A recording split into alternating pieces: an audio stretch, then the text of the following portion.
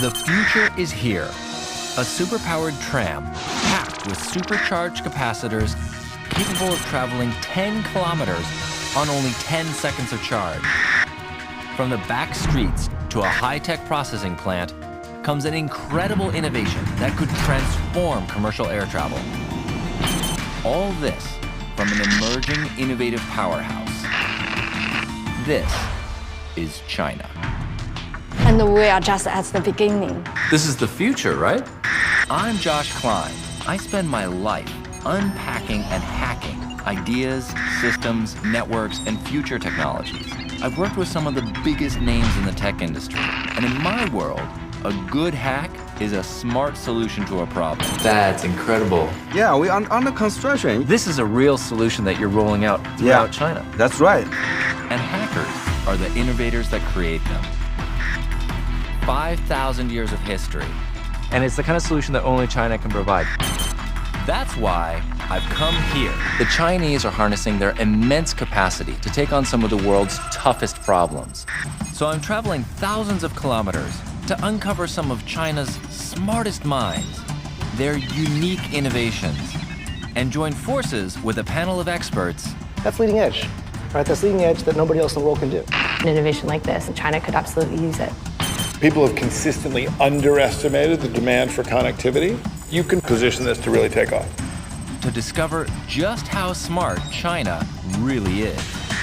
In this episode, I search out innovations that could radically solve the world's transport problems.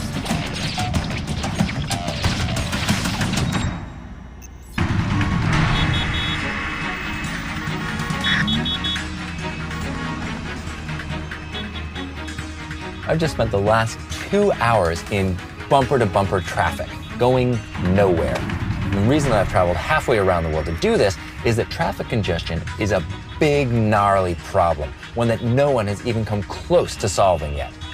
In my mind, if anyone can solve it, it'll be China, who suffers from this worse than almost anywhere else I've been. And if they can do it, maybe they can fix it for the rest of us. All right, we're going nowhere fast. I'm actually just gonna walk it.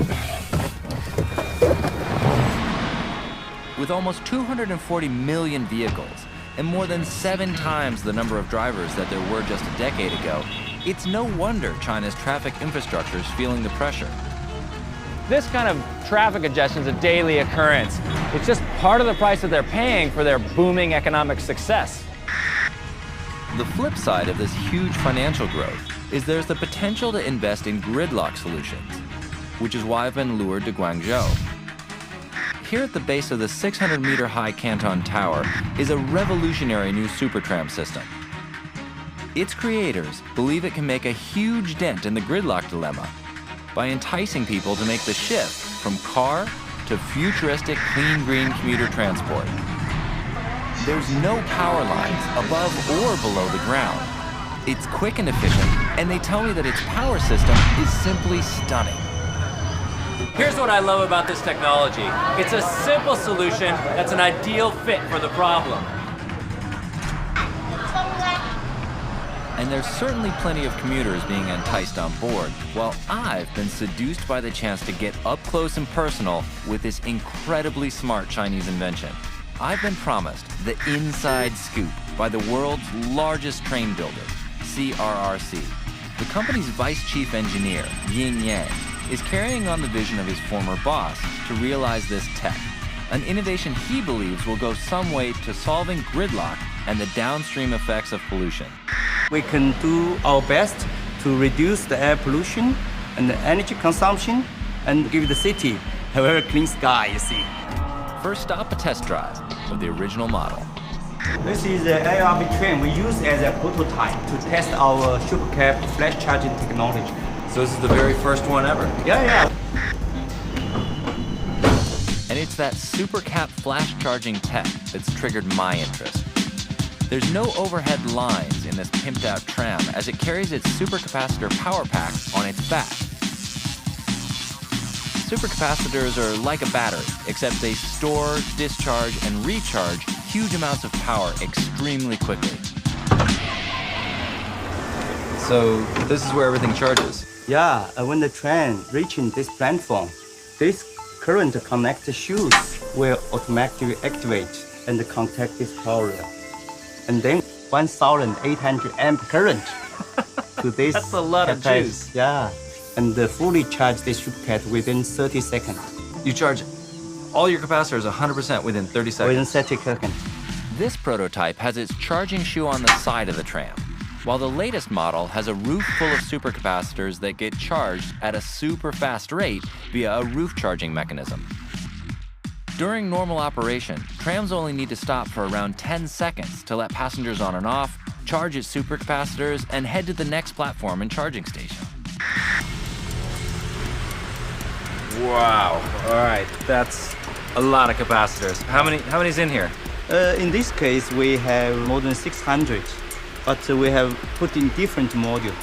Yeah. We have 43 modules. So this is 43 capacitors. No, each module have 16 supercapacitor. And they're just chained together. Yeah, they are connected in series, you can see. It's so clean. It's such a simple, elegant design. Another advantage is that we don't need to do any maintenance to it. Really? Yeah. All you do is wait until it finally wears out and then replace it. Yeah. After 10 years. After 10 years. So they're fast to charge, extremely powerful, and have a long lifespan. But when you're dealing with the huge amount of energy it takes to drive a tram, safety is also key to supercapacitor design. They're fireproof, crush, and shock resistant, because even when fully charged, the carbon they contain is totally inert. The supercapacitor's magic also permits the trams to perform a clever energy-saving trick. So what's this? Oh, this shows the energy level stored on this supercat. Now it's 84% energy stored. But the electricity went up when you were braking. Yeah, it goes up. In most standard braking systems, the kinetic energy of a vehicle in motion is converted into heat via friction as it slows the vehicle down. These trams use their electric motors to brake and convert the kinetic energy while braking into electrical energy that's stored and used to power the tram. So that's got to be huge savings. Compared with conventional, you see, tram with cathedral, we are 30% less energy consumption. You use 30% less? Yeah. A third less? Yeah. That's an enormous savings. And here's the secret to this supercharged technology. Inside each supercapacitor is a whole bunch of electrical reactions. But it's this activated carbon that magically increases the surface area of the electrode plates to be thousands of times larger than a standard capacitor. All packed inside a casing barely the size of a milk carton. And with a stack of these on board the tram, there's no need for unsightly overhead wires. For landscape, they have good landscape. That's another point of the technology you see. Of course, in a normal tram system, you've got to have electrical wires running all along the entire track. Yeah. But with this, all you have to do is lay the track itself, and then the tram carries all the power with it. So I imagine it's also much safer, because you're not running electricity along miles and miles. Oh yeah. In downtown area, we have a lot of pipe. Water pipe, gas pipe. In rainy season, and cause the erosion of the pipe buried underground. Of course, an electrolytic reaction. So, I'd never thought of that, but it's true. I mean, if you're running an electrical current along miles of track, some of that's going to leak out into the soil. Yeah. And like you said, especially when it's raining, then that's going to go down and reach all the other pipes, gas pipes, which I don't really like the idea of electrical currents. So reduce the lifetime of this pipe. Right, so then it causes all those pipes to corrode and you have to replace them again, so the ancillary, the secondary costs must be enormous.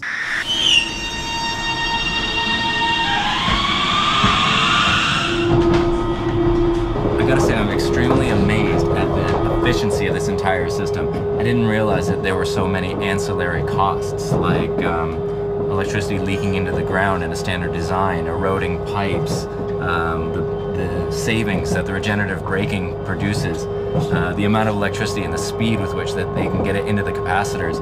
The system overall is so vastly superior to what we have right now, and it's much safer, and honestly, it's much more environmentally friendly. It's pretty awesome.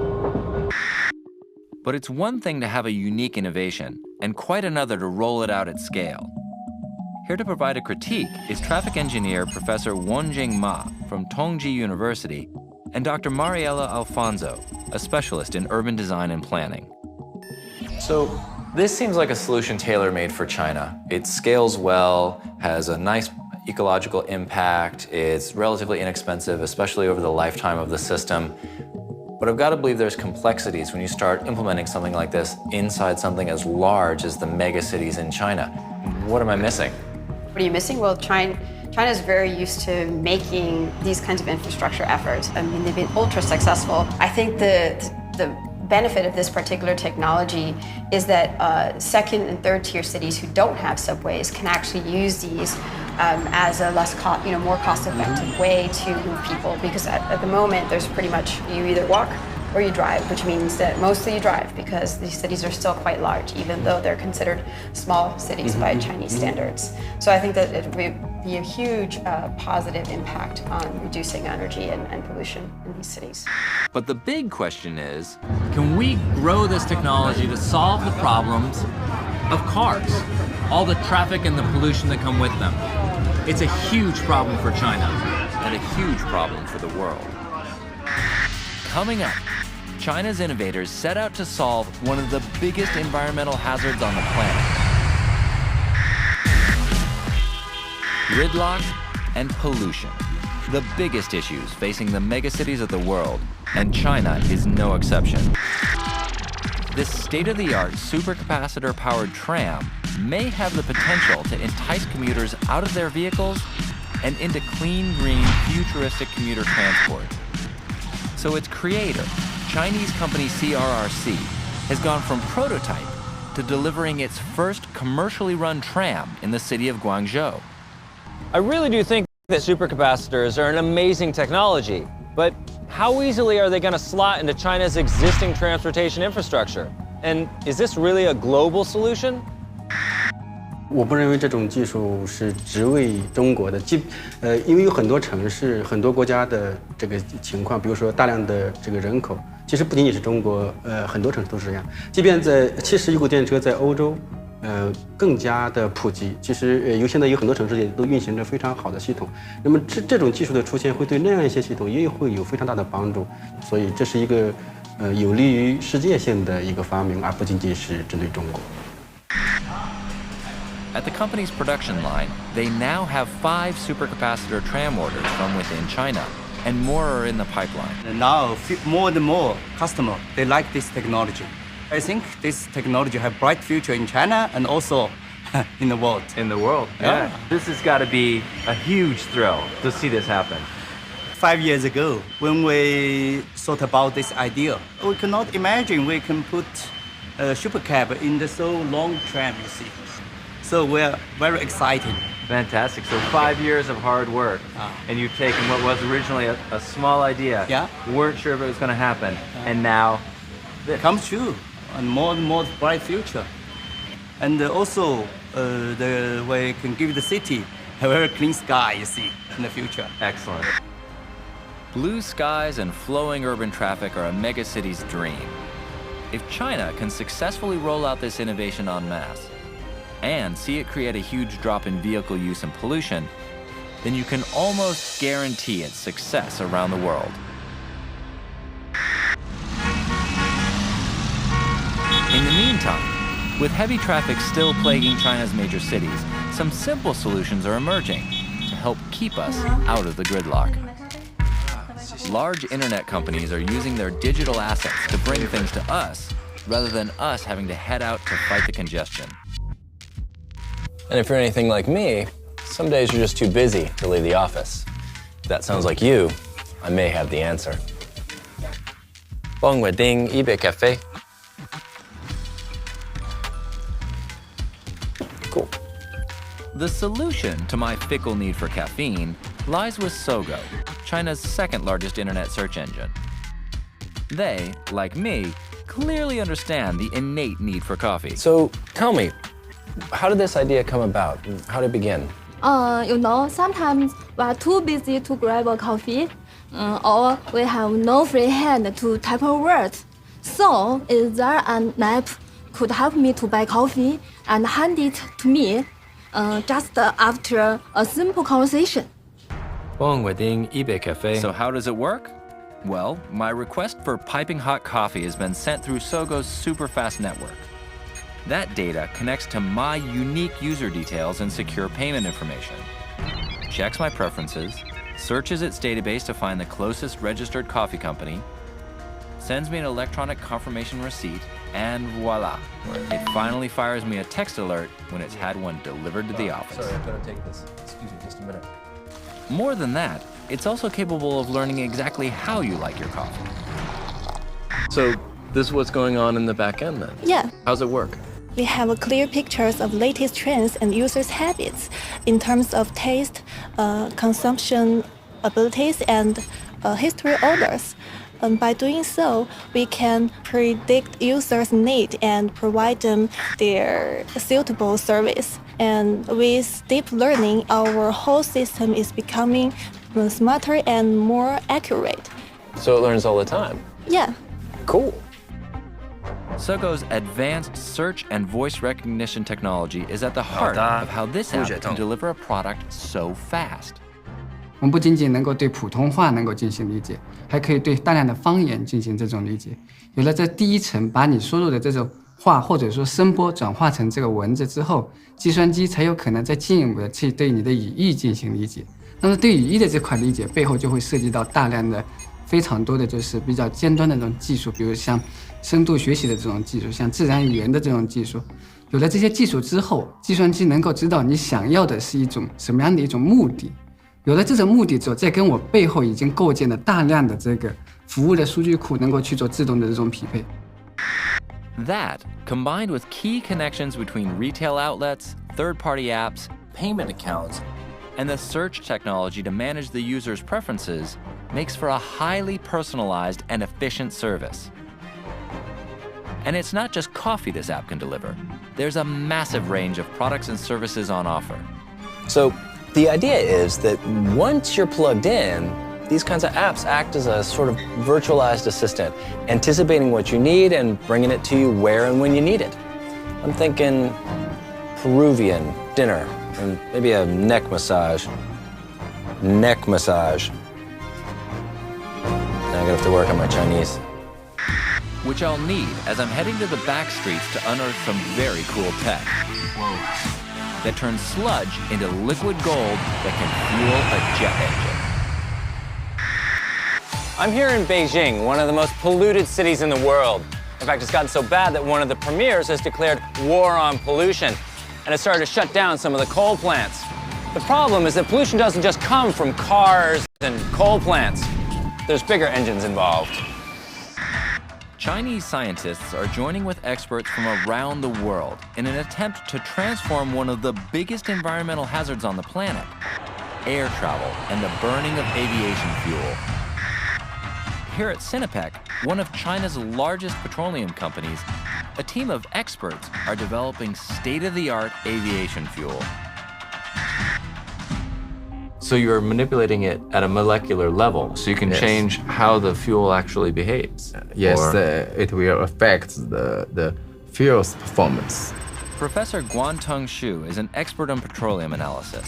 He's joined by Ai Guozhen, a specialist in refinery catalysts, and Dr. Long, the man driving the research and vision. We do need to transform from the biomass to the alternative fuel. It's got the bright future, I think.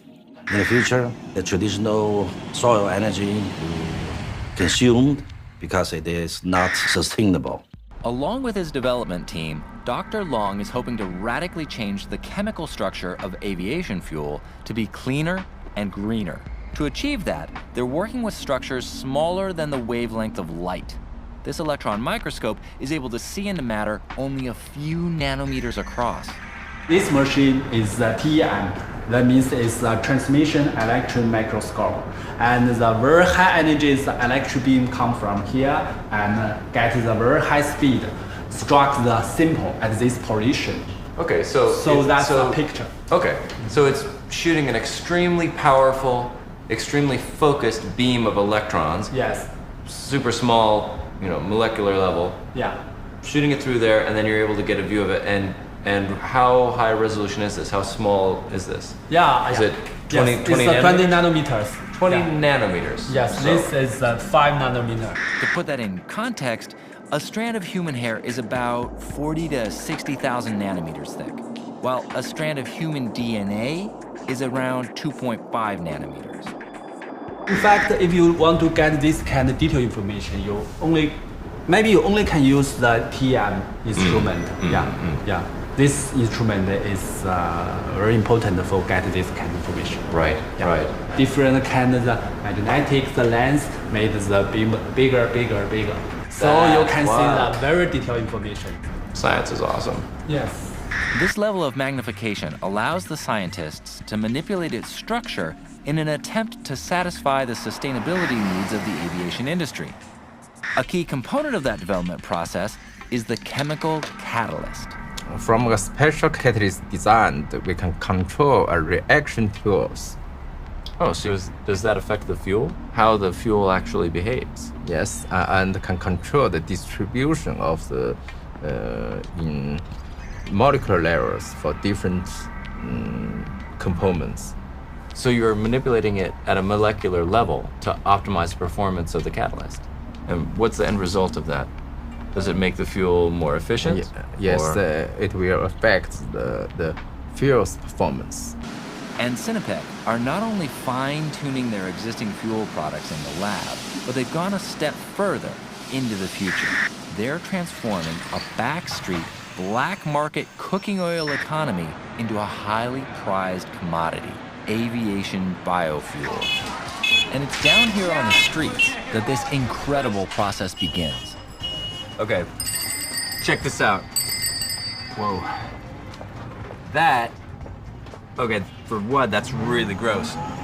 That's cooking oil, originally. But a lot of legitimate restaurants will dump this stuff out. Then black marketeers pull it out of the gutter. They clean it up until you can't tell where it came from, and then they sell it back to the restaurants, which is really gross. It's disgusting and a practice that the Chinese government has cracked down on. But the Sinopec processing plant is transforming this black market oil into high-grade jet fuel to move China's aviation industry into a clean, green future. What they do is they take this oil, which is the same stuff. It's just that they filtered out the solids, but believe me, it's still really disgusting. And they pour it in here, where this is about to be totally transformed. All right. Oof. Yep, that's not right. Whoa! That scared me. How about you? Just a little bit. Whew. The process of transforming waste cooking oil into a biofuel is relatively simple. But creating aviation biofuel is something else entirely. It has to power a commercial jet engine flying at over 3,000 meters high. So what exactly do you do to the oil to transform it into a fuel? First, we don't need the oxygen, so we need to remove it. And then burn in the aircraft engine, it needs a smaller molecular size. So we need to crack the oil molecule into a smaller molecule. And then because the working conditions in aircraft, the temperature is quite low, so we need to reduce the freezing point. After some complex handling at the plant, unique chemicals are added to prevent ice buildup and corrosion, while also keeping the fuel from gumming up the system. After years of R&D, Sinopec now have a fuel that's taken them into China's history books.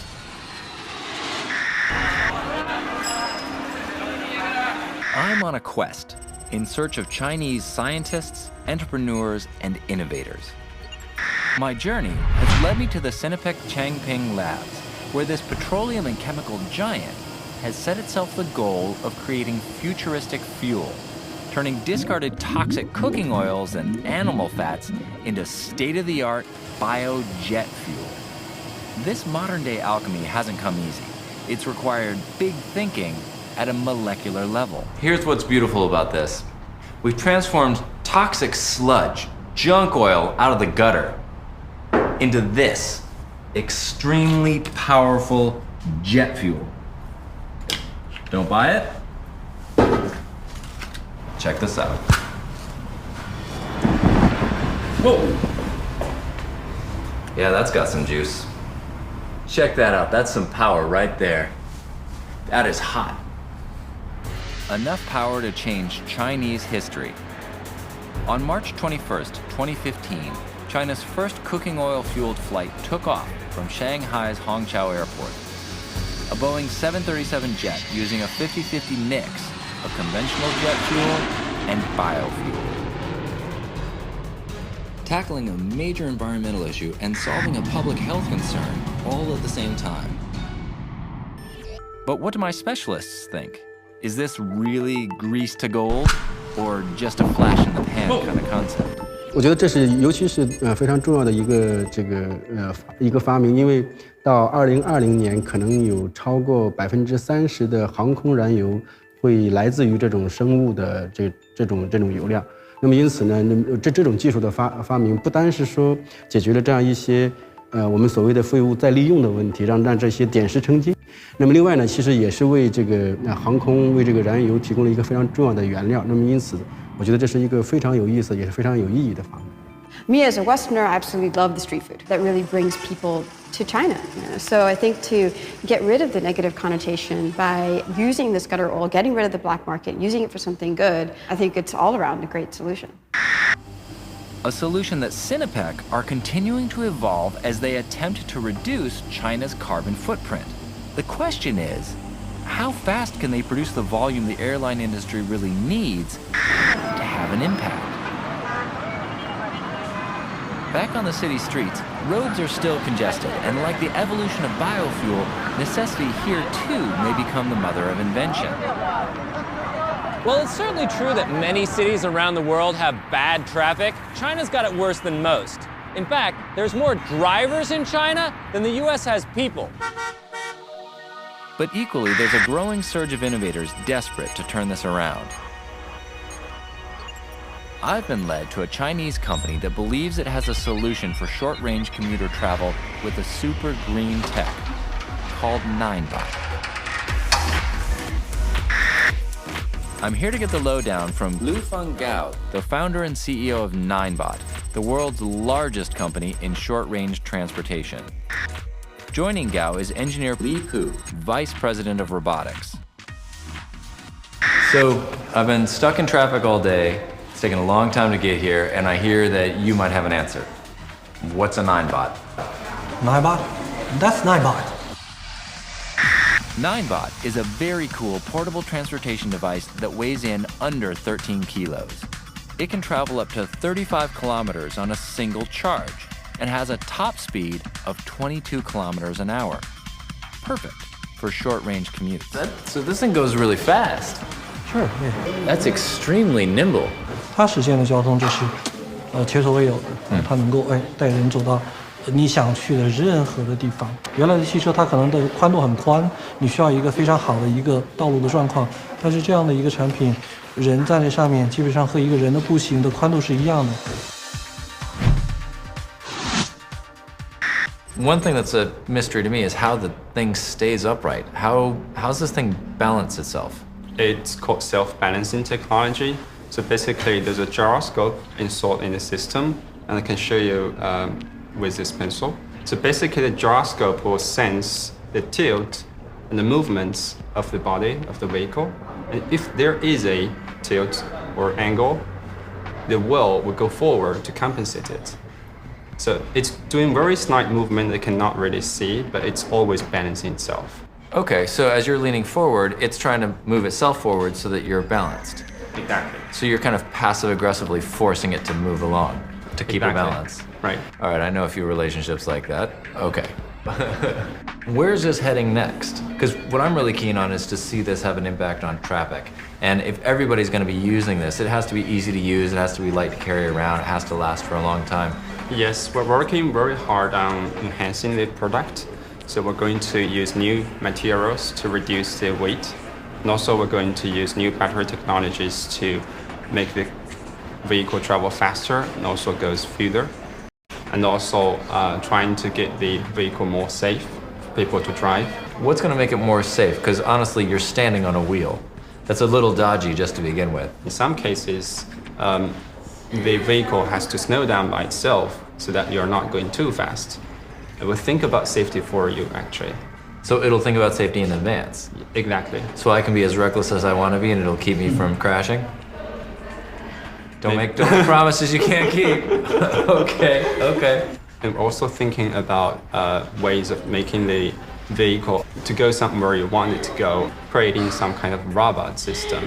Really? So the 9bot will help make sure I go where I'm supposed to go? Exactly. With ongoing innovations, it feels like this uber cool unicycle is on the cusp of grabbing some real traction. Coming up, speech recognition is at the dawn of a new era. That's amazing. That's incredible. Mix state-of-the-art self-balancing technology with a super efficient power source, and you have an uber-cool 21st century Chinese innovation guaranteed to keep young Chinese urbanites on the move. But its creators aren't resting on their unicycle laurels. The company also has a range of two-wheel devices and recently acquired US rival Segway. It's amazingly intuitive. I mean, I've been riding this thing for 5 minutes and it really just feels like, oh yeah, you lean back, you go back, you lean forward, to the left, you go around. It's easy to use. Yeah, it's kind of like riding a bike once you get the knack for it. Is it going to solve China's traffic problems? I don't know. It's certainly going to make a difference in the daily commute. So what are all these different models? What do each of these do? This is a daily commute model. So like going to the office, doing the shopping, that kind of thing? Exactly. And this is a knee control version of the daily commute. So you can actually drive it with your knees? Yes. So your hands are free. Actually, I guess that makes sense because these are gyroscopically controlled, so you could as well use your knees as you could your hands. I guess the only reason this thing has handles is that it feels safer. First, it feels safer, and also to give you this screen so that you can see some of the parameters or metrics that you're running. And then this one, I guess, is for police. So now it's evolving from really short term to average daily commute and then on to special services? Yes. And the last one at the end, what's with that? It's got giant, big, knobby tires. That's for off-road use. Off-road? You can take these things off-road? Exactly. It has a nodule wheel and has a nodule motor. Wow. This is a platform that's designed for many different circumstances, many different kinds of use. This isn't just a single-use scenario. It's a general-purpose tool. Yes. Nice. With an innovative R&D team and the release of some exciting new GPS and sensor technology, the pickup of these short commute vehicles is starting to gain some serious traction. There's every chance China's congestion problems may be one of the catalysts that's fueling the growth. What's the future of 9bot? 我们认为，9bot 未来可能会在短交通的领域，就私人交通的领域，它会持续的去开发产品啊，就像今天我们见到的2轮的产品、单轮的产品啊，包括未来我们能见到的是更加便捷的、更加具有性价比的这个新的产品，能够这方面我觉得都是可以进行这个期待的。所以 9bot 应该是一个，我认为是一个非常酷的一个智能硬件的一个企业，它能够为交通、为服务机器人提供更多的一个可能。So there's a bunch of new tech that will help entice young buyers onto any number of 9bots. But does it really have the potential to make a difference to congestion issues? So for me, this is a lot of fun. It's enjoyable, it's entertaining, but is it actually going to have an impact on traffic? 我认为这种装备应该讲它和其他的我们现有的装备，比如说自行车、公交车、包括汽车可能是不一样的。那么当然它也可能会特别是在短距离这方面会吸引一部分人不坐汽车、不骑自行车而用这样一种装备，这会对我们的日常生活，特别是我们交通的便利性的提高有非常大的帮助。So the 9bot gets a vote of confidence, and along with growing sales, it may start to be part of the solution for some urban environments. My ongoing hunt for groundbreaking technology that'll keep China on the move has led me to this man, Su Wei, Deputy President of Research at China's #1 speech recognition company, iFlyTek. Su Wei is a bona fide genius, a heavyweight in the global speech synthesis arena. Su Wei believes software is at the dawn of a new era, an age beyond simple Siri-like voice commands into the evolution of meaningful conversation with robots. The ultimate goal of our research is want to have some cognition ability so that it can understand what is your meaning of your sentence. The evolution of speech recognition has seen vehicles fitted with technology to keep Chinese drivers' hands on the wheel and on the move. Can we get GPS on this? Yes, of course. While vehicle voice communication isn't groundbreaking, iFlyTek's accuracy level of over 95% are, and have them leading the 银行 field. 语音助理，我想去新桥国际机场。已为您导航到合肥新桥国际机场。 What about a little music? Oh yes， 我想听《甜蜜蜜》。正在搜索歌曲《甜蜜蜜》。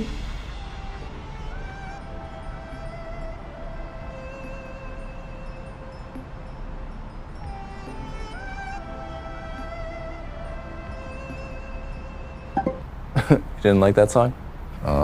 Yeah, that's how it is. What about sending messages? Can you do that? Of course。你好，语音助理，您想要做什么？发短信给周家峰，我正在开车，稍后给您回电。 I think she's calling her boyfriend. It's not looking good. But it's not just vehicles that are becoming hands-free with this tech. The voice recognition software is also keeping us hands-free and on the move in the smart homes of the future. So this system is that you can use to control your TV and via voice, just like something like Siri, but used to control the TV. 林夕，中央电视台13套。 Okay. Oh, we can see that. Yeah. You see it's It paying changed to attention? CCTV channel 13. Yeah. Hang on a second. I had a thought. Yeah. You've done this entire system Yeah. on Mandarin. Yeah. Right. Which has how many characters in it? I think more than 10,000 characters. More than in Chinese. 10,000. And it's a tonal language on top of it. Right.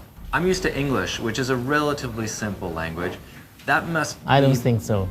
No, well, okay, for you, maybe not. But compared to Mandarin, you must have had a much harder time programming this. Yeah.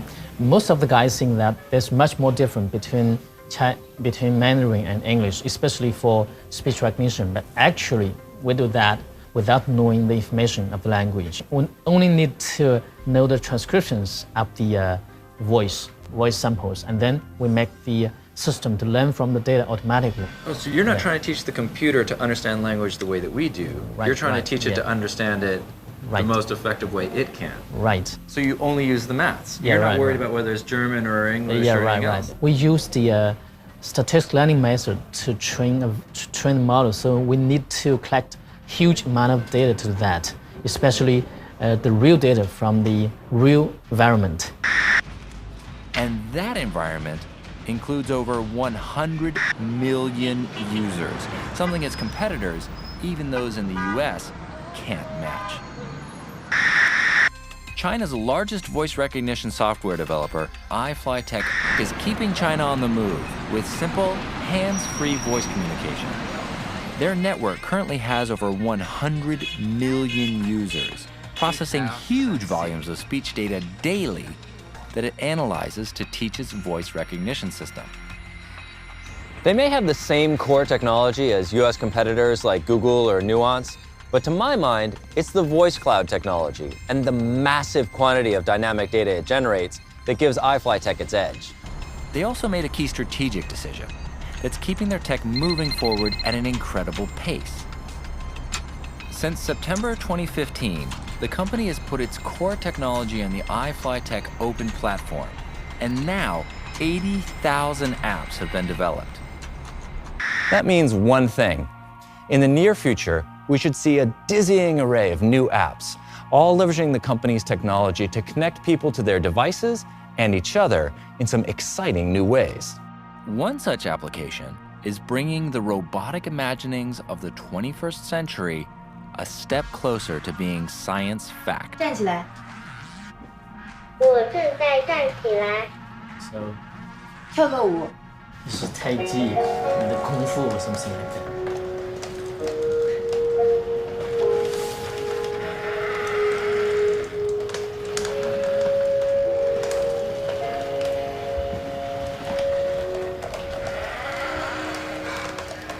Wow. That's amazing. That's incredible.